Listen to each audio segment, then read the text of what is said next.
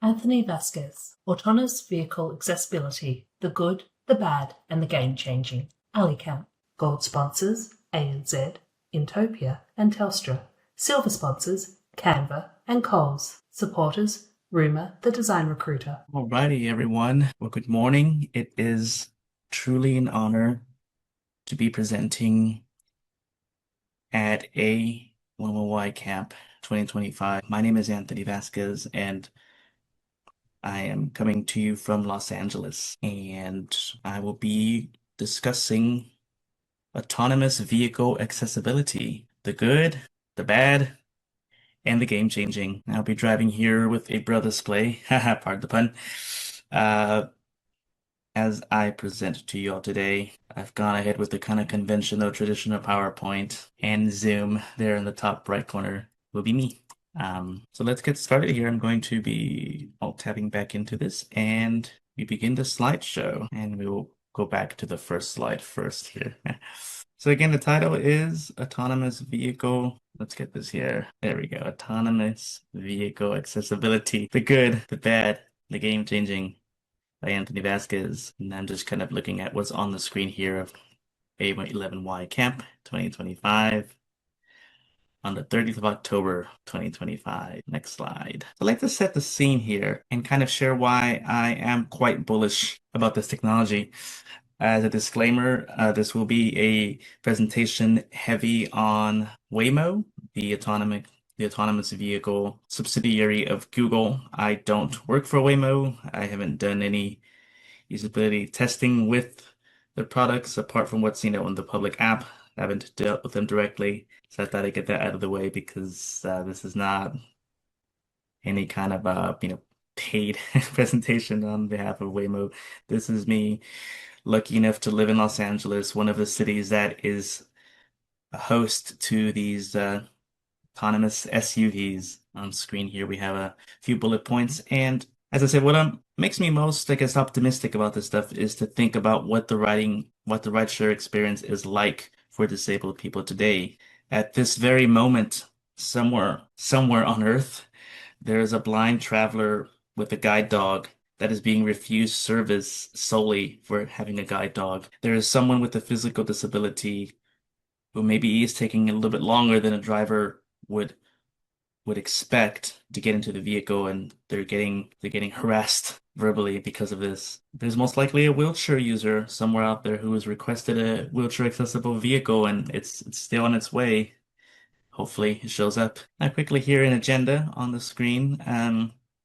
We'll be going through a bit of my professional background, my travel experience, a brief history of autonomous cars. We'll be then we'll be shifting over to Waymo in particular. I have a treat here. I have a short video of my latest Waymo ride. And then the second half of the presentation, I really just want to focus on more, a debrief of the video that I'm going to share with you. The benefits of UX testing with disabled people, usability testing with disabled people, but also talk about missing affordances in the Waymos and a broader discussion about the future of this technology as it relates to accessible travel. So who am I? I'm a professional background. I am a digital accessibility specialist, formerly with a nonprofit called Nobility based out of Austin, Texas.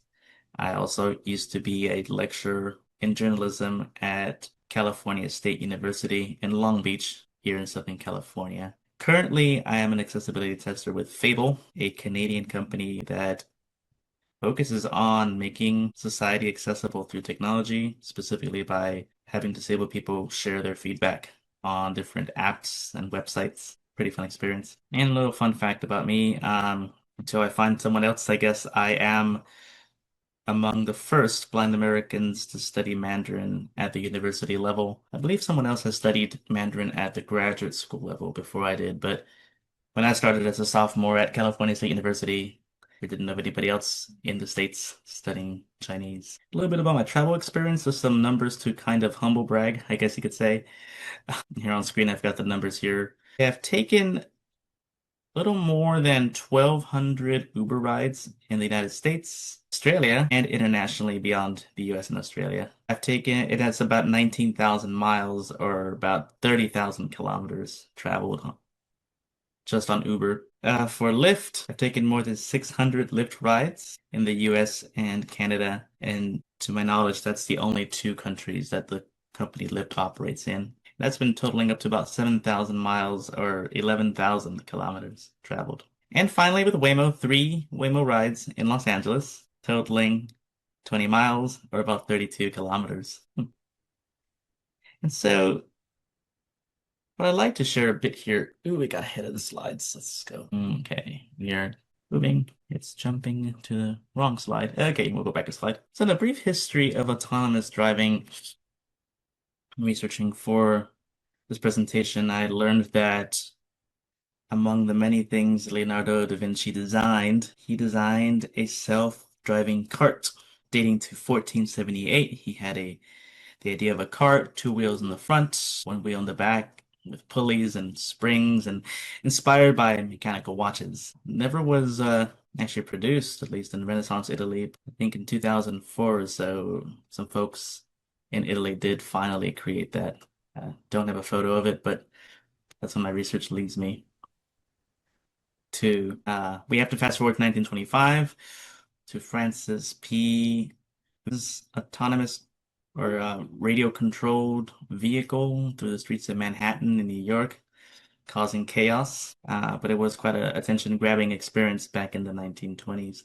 1939, we go to Norman Bell Geddes' exhibits through the Futurama exhibit. And in 1986, we can touch on the Carnegie Mellon NavLab 1 van packed with cameras and other electronic gear that drove across the country with a lot of human assistance. In 2005, we do now jump into the U.S.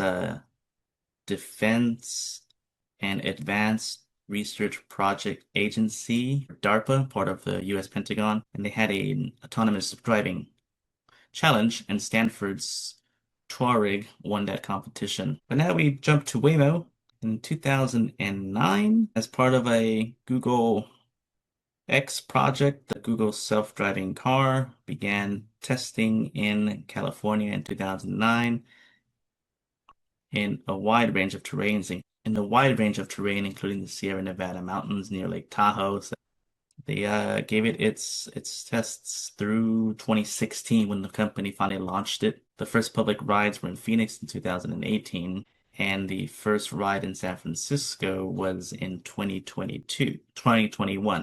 Finally, in Los Angeles, it was just in 2024, just last year. Took me a while before I jumped into Waymo. In the Waymo app, there are certain accessibility options available to users, and they include things like they include writing tips. There's like a little mini user guide in a way that you click into. You can turn on the option to request a wheelchair accessible vehicle. You can turn on the option for descriptive audio once you're in the car. You can also choose to have it minimize walking time, which means the ride might take longer to get to you, but the idea is it'll have a shorter route. But now enough about just me talking. Let's actually get a sense of what this sounds like. This is already once I'm inside the SUV. I'm using here a GoPro camera, kind of amateurish video, but I think it'll be fun.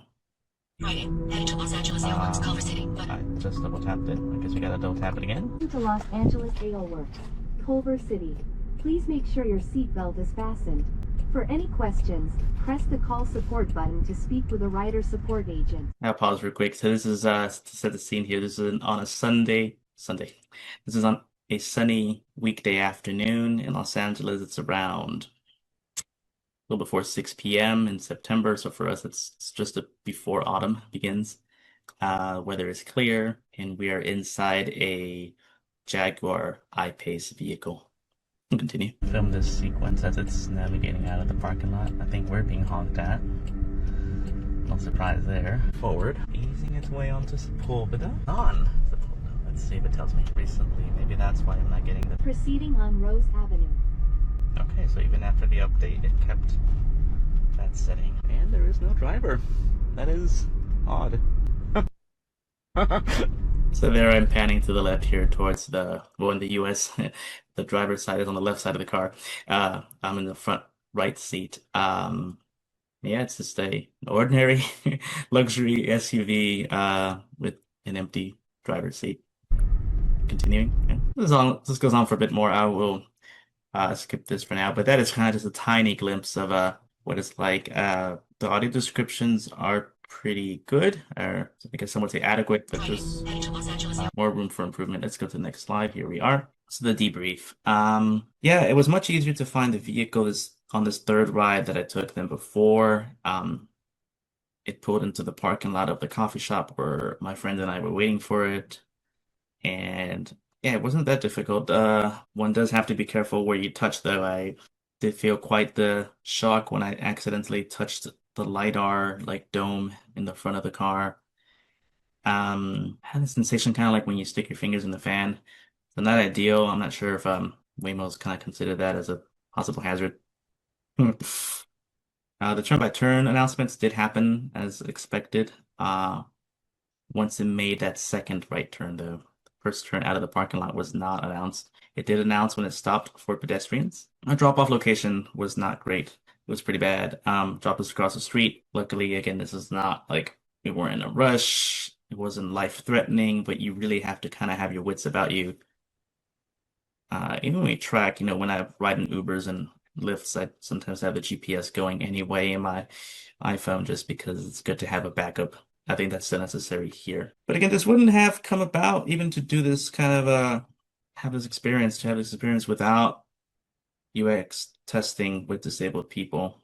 And I do have to give credit to the long-standing collaboration with the National Federation of the Blind here in the United States. They've been working with autonomous driving companies for a while to make sure that blind people are included in all aspects of the experience, dating back to even the blind driver challenge, where the idea was to make a car accessible for a human person to drive without sight.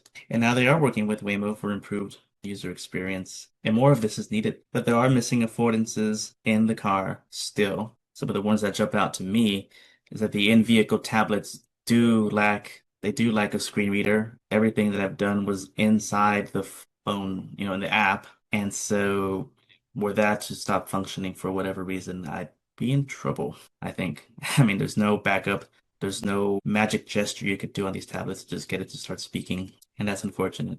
Yeah, there's no tactile buttons except for the kind of controls for the windows and the door handles. Everything else is off limits. And so that's kind of a problem, I'd say, that, yeah, it needs to be improved to really have a better experience. Really, like, there should be some kind of a where am I function. Press a button, tells you where you are, whatever street you're on, maybe the nearest address, something to give you just an extra sense of security, I think would be really helpful. And that would tie into better audio descriptions. And a better support experience, I mean, I was able to chat with someone, but I wasn't able to, for example, jump on the phone. The one setting I could not adjust in the app was the AC.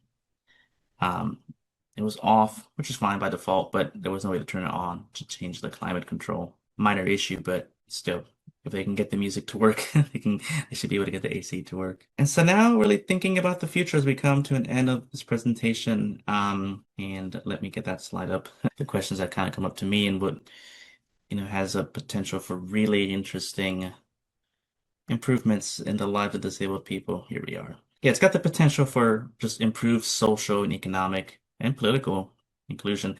It's not, I think, replacement of public transport. It's not, I think, yet going to be replacing Uber and Lyft, but just to have that extra option, especially in cases where, again, the rideshare companies, at least in America, are not going to be enforcing, I think, the Americans with Disabilities Act too strictly when it comes to guide dogs. That would necessitate them admitting they have employees as drivers.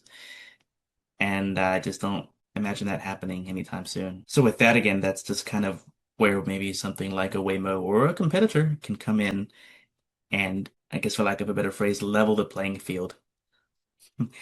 But the service needs to be well managed. It needs to be accessible, or it must be accessible, as I'm saying here in the slide. And above all, it needs to be affordable. And we're still not there yet. Let's see, the formula I use for Uber and Lyft here in the States now, it's about $2 per mile. So looking at the math again, yeah, no, it's quite expensive now. It used to be $1 a mile, more or less, US dollar. Those were the glory days. I think we're far past that now. The Waymos have taken kind of range in price. They are still more expensive than Ubers and Lyfts for the most part. So that's going to have to be improved somehow, whether there's some kind of a public-private partnership, the way that paratransit works here in the States, where, it's taxi companies that provide this accessible transportation. It's very inexpensive for the user. Government steps in and subsidizes it. That could be one way of making these autonomous vehicles more financially accessible. But without that, I just don't imagine there will be wide adoption because it is expensive. And especially in Los Angeles, I mean, we travel long distances just for friends, just the geography of the city. I imagine that, Melbourne and other cities in Australia are like that too, long distances. Though I would say that at least Sydney, where I've had the pleasure of being before, does have a very, very good public transportation system. So, and finally, some ways to contact me. I just have here on this final slide. Again, my name is Anthony Vasquez. It's ANTHONYVASQUEZ. I am a digital accessibility specialist in Los Angeles. My LinkedIn is kind of related to my name, linkedin.com/in/ANTVASQUEZ. And I hope that this presentation has sparked some interesting thoughts and conversations for this conference, and I'm excited to hear what all of you think. Thank you again. It's been a true pleasure to present to you from Los Angeles. Bye-bye. AliCamp, celebrating 10 years.